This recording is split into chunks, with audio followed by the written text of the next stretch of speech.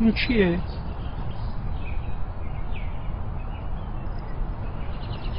گنجشک.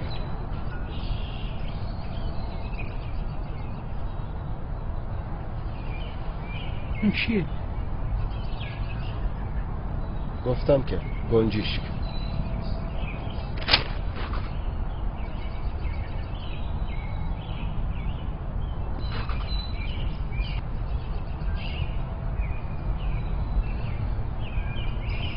اون چیه؟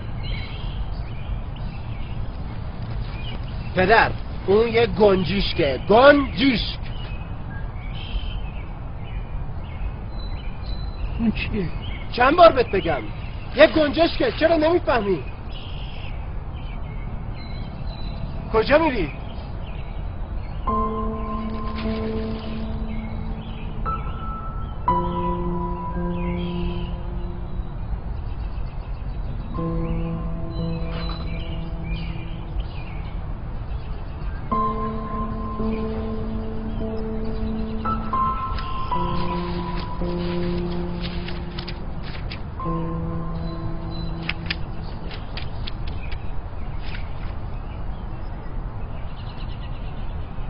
بلندتر.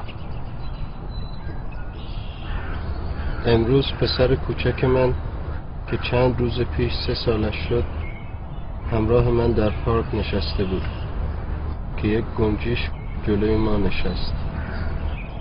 پسرم 21 بار از من پرسید که اون چیه و من 21 بار به او جواب دادم که اون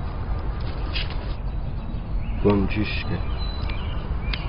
هر بار که اون این سوال تکراری رو میپرسید من در آغوش میگرفتمش و به او پاسخ میدادم بدون اینکه عصبانی بشم. احساس میکنم که خیلی دوستش دارم.